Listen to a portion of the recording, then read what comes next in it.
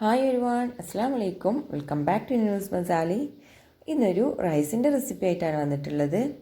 Fish വെച്ചിട്ടൊരു താഹത്ത് rice. നല്ല tasty ആയിട്ടുള്ളൊരു ബിരിയാണി തന്നെയാണിത്. അപ്പോൾ ഇൻഗ്രീഡിയൻസ് എല്ലാം വളരെ കുറച്ച് മതി. അപ്പോൾ ഇൻഗ്രീഡിയൻസ് ഇതൊക്കെയാണ് എടുത്തിട്ടുള്ളത്: സവാള, തക്കാളി, ഇഞ്ചി, വെളുത്തുള്ളി, പച്ചമുളക് പേസ്റ്റ്, പിന്നെ അരി കുതിർത്ത് വെച്ചിട്ടുണ്ട്, മല്ലിയില, കറിവേപ്പില, പിന്നെ നെയ്യാണ് വേണ്ടത്. പിന്നെ ഞാനിതാണ് ഫിഷ് എടുത്തിട്ടുള്ളത്. പിന്നെ മുളക് പൊടി, മഞ്ഞൾപ്പൊടി, മല്ലിപ്പൊടി, ഗരം മസാല പൊടി. പിന്നെ ഗാർണിഷ് ചെയ്യാൻ വേണ്ടിയിട്ട് ഒരു സവാളയും കുറച്ച് കാഷ്യൂ നട്ട്സും സെപ്പറേറ്റ് എടുത്തിട്ടുണ്ട്. പിന്നെ ഓയിലാണ് വേണ്ടത്.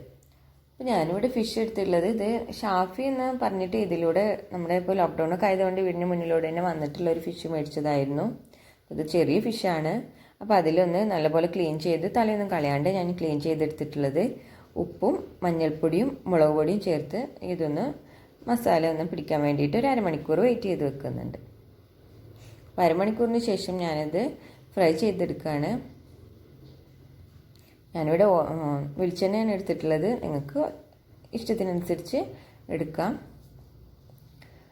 ഇത് നല്ലപോലെ ഒന്ന് ഫ്രൈ ചെയ്യാൻ വേണ്ടിയിട്ട് മാറ്റി വെക്കുകയാണ്. ഇത് ഏത് ഫിഷ് വെച്ചിട്ടും ബിരിയാണി വെക്കുന്ന ഏത് ഫിഷ് വെച്ച് ചെയ്താലും നല്ല ടേസ്റ്റാണ്.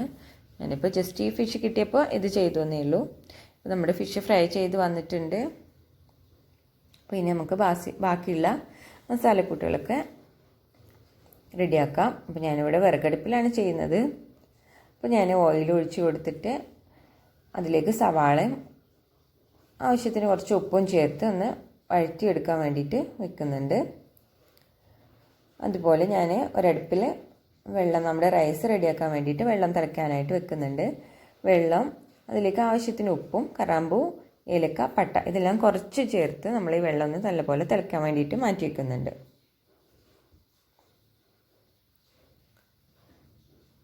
അപ്പോൾ ഈ ചാനൽ ആദ്യമായിട്ട് കാണുന്നവരാണെങ്കിൽ സബ്സ്ക്രൈബ് ചെയ്യുക. നിങ്ങൾക്ക് ഇഷ്ടമായിട്ടുണ്ടെങ്കിൽ അതിനടുത്തുള്ള ബെല്ലൈക്കൺ കൂടി പ്രസ് ചെയ്ത് ഓൾ നോട്ടിഫിക്കേഷൻ ഓൺ ചെയ്തിടുമ്പോൾ നമ്മൾ അപ്ലോഡ് ചെയ്യുന്ന വീഡിയോസിൻ്റെ നോട്ടിഫിക്കേഷൻസ് നിങ്ങൾക്ക് കിട്ടും.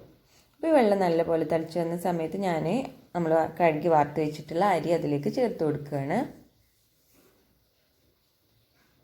ഇനി ഇത് നല്ലപോലെ ഒന്ന് തിള വരുന്നവരെ വെയിറ്റ് ചെയ്യാം. അതിലേക്ക് കുറച്ച് ഡാൽഡ കൂടി ഞാൻ ചേർത്ത് കൊടുക്കുന്നുണ്ട്. അപ്പോൾ ഇതിൽ ഞാൻ 3 കപ്പ് അരിയാണ് എടുത്തിട്ടുള്ളത്. അതിന് 6 ഗ്ലാസ് വെള്ളം എന്ന കണക്കിലാണ് വെച്ചിട്ടുള്ളത്.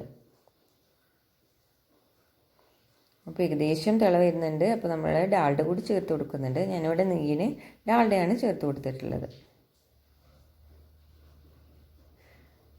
ഇനി ഇതൊന്ന് നമുക്ക് അടച്ചു വെച്ച് വേവാനായിട്ട് വെക്കാം. അപ്പോൾ നമ്മുടെ സവാള ഇതവിടെ വഴന്ന് വരുന്നുണ്ട്. അത് ജസ്റ്റ് ഒന്ന് ഇളക്കി കൊടുക്കുന്നുണ്ട്. അപ്പോഴേക്കും നമ്മുടെ റൈസ് ഇവിടെ ജസ്റ്റ് ഒരു ഹാഫ് വേവായി വന്നിട്ടുണ്ട്. അതൊന്ന് തുറന്ന് നോക്കാം. അപ്പോൾ അതിലേക്ക് ഞാൻ കുറച്ച് മല്ലിയിലയും കുറച്ച് കറിവേപ്പിലയും ചേർത്ത് ഒന്നുകൂടി ഇളക്കിയിട്ട് ബാക്കിയുള്ള വേവിനായിട്ട് അടച്ചു വയ്ക്കുകയാണ്.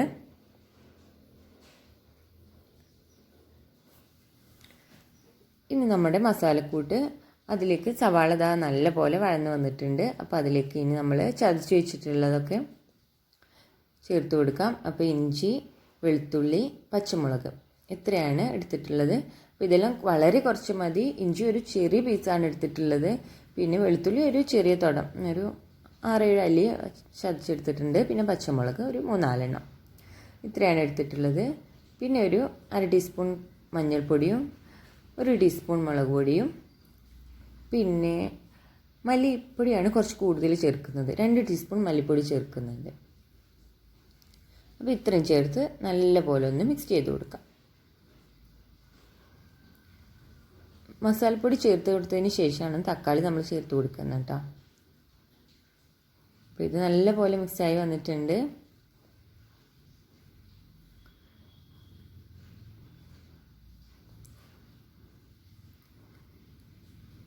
ഗരം മസാലപ്പൊടി ഞാൻ ചേർത്തിട്ടുണ്ടായിരുന്നു ഇതിൽ.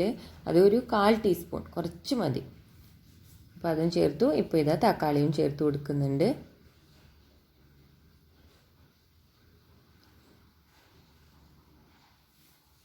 ഇത് നല്ലപോലെ ഒന്ന് വഴറ്റാനായിട്ട് മാറ്റി വയ്ക്കുന്നുണ്ട്. ഇപ്പോൾ ഇതാ നമ്മുടെ തക്കാളിയൊക്കെ ഏകദേശം വഴന്ന് വരുന്നുണ്ട്. ഇനി ഇതിലേക്ക് ഞാൻ കുറച്ച് ഉപ്പ് കുറവുണ്ട്, അതുകൂടെ ചേർത്ത് കൊടുക്കുകയാണ്. പിന്നെ നല്ലപോലെ ഒന്ന് വഴറ്റിയെടുക്കാം. അപ്പോൾ എൻ്റെ വീഡിയോസ് ഇതിന് മുന്നേ അപ്ലോഡ് ചെയ്ത വീഡിയോസുകളൊക്കെ ഒന്ന് പോയി കാണുക. ഇഷ്ടമായിട്ടുണ്ടെങ്കിൽ ലൈക്ക് ചെയ്യുക. ഷെയർ ചെയ്യാം. അപ്പം നമ്മളിതാ ഈ മസാല ഈ പാത്രത്തിനടിയിൽ ജസ്റ്റ് ഒന്ന് പരത്തി കൊടുത്ത് നമ്മുടെ ഫിഷ് നമ്മൾ ഫ്രൈ ചെയ്ത് വെച്ചിട്ടുള്ള ഫിഷ് ഇതിലേക്ക് ചേർത്ത് കൊടുക്കുകയാണ്. ജസ്റ്റ് അങ്ങ് നിരത്തി വയ്ക്കാം. ഇനി ഇതിന് മുകളിലേക്ക് കുറച്ച് കറിവേപ്പിലയും കുറച്ച് മല്ലിയിലയും ചേർത്ത് കൊടുക്കുന്നുണ്ട്. അതുകൂടെ ഒന്ന് ഇട്ട് കൊടുത്തതിന് ശേഷം നമ്മുടെ റൈസ് ഇപ്പോൾ റെഡിയായി വന്നിട്ടുണ്ട്. അവിടെ ആ റൈസ് ഇതിന് മുകളിലേക്ക് ഇട്ട് കൊടുക്കുകയാണ്. ഇനി ഇതിന് മുകളിൽ തന്നെ നമ്മൾ ഗാർണിഷ് ചെയ്യാൻ വേണ്ടിയിട്ടുള്ള സവാളയും കാഷ്യൂ നട്ട്സ് ഇട്ട് കൊടുക്കണം. ഞാൻ ജസ്റ്റ് അത് ഫ്രൈ ചെയ്തെടുക്കാൻ മറന്നുപോയി.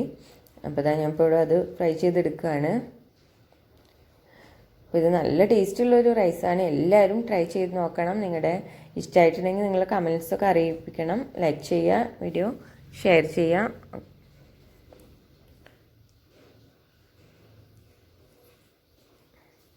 അപ്പോൾ നമ്മുടെ സവാള ഇവിടെ ഫ്രൈ ചെയ്ത് വന്നിട്ടുണ്ട്. ഇനി ഇതിലേക്ക് കുറച്ച് കാഷ്യൂ നട്ട്സും കൂടി ചേർത്ത് കൊടുക്കുന്നുണ്ട്. ഇത് നമ്മുടെ റൈസിൻ്റെ മുകളിലേക്ക് ഇട്ട് കൊടുക്കാം. ഞാനിവിടെ ഫ്രൈ ചെയ്തെടുക്കുമ്പോൾ തന്നെ നമ്മൾ മസാലയൊക്കെ ഉണ്ടാക്കി വെക്കുമ്പോൾ തന്നെ നമ്മൾ അത്യാവശ്യം എണ്ണ യൂസ് ചെയ്തിട്ടുണ്ട്. ഒരു കപ്പോളം ഓയിൽ യൂസ് ചെയ്തിട്ടുണ്ട് കേട്ടോ. അപ്പോൾ അതാണ് ഇതിൻ്റെ ഒരു പ്രത്യേകതയാണത്.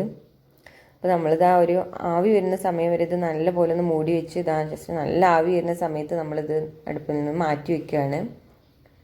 ആ ആവി വരുന്നത് വരെയാണ് ഇത് ദമ്മിലിടേണ്ടത്. അപ്പോൾ നമ്മളത് ദമ്മിൽ നിന്ന് മാറ്റിയതിന് ശേഷം ആ മുകളിലുള്ള റൈസൊക്കെ ജസ്റ്റ് ഒന്ന് മാറ്റി കൊടുക്കുകയാണ്. കുറച്ച് റൈസ് ഒന്ന് മാറ്റിയെടുക്കുന്നുണ്ട്.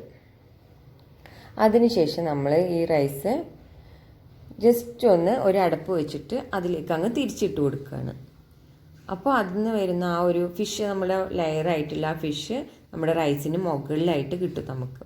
അപ്പോൾ അതാണ് ഇതിൻ്റെ ഒരു സ്പെഷ്യൽ, ആ ഒരു സ്മെല്ല്. അപ്പോൾ നമ്മളത് മറിച്ചിട്ട് കഴിയുമ്പോൾ ആ ഒരു സ്മെല്ലും അതൊക്കെയാണ് ഈ റൈസിൻ്റെ ഒരു സ്പെഷ്യാലിറ്റി ആയിട്ട് വരുന്നത്. ഇനി നമ്മൾ മിക്സ് ചെയ്ത് നമ്മൾ മാറ്റി വെച്ചിട്ടുള്ള റൈസും ഇതും കൂടെ മിക്സ് ചെയ്തിട്ടാണ് നമ്മൾ വിളമ്പിയിട്ട് സെർവ് ചെയ്യുക. അപ്പോൾ അങ്ങനെയാണ് ഈ റൈസിൻ്റെ ഒരു റെസിപ്പി. ഇതാണ് ഇതിൻ്റെ ഒരു സ്പെഷ്യാലിറ്റി. തിരിച്ചിട്ട് വരുന്ന ആ ഒരു സ്മെല്ലും കാര്യങ്ങളൊക്കെയാണ് ഇതിൻ്റെ ഒരു സ്പെഷ്യാലിറ്റി. നല്ല ടേസ്റ്റി ആയിട്ടുള്ള റൈസാണ്. ട്രൈ ചെയ്യുക.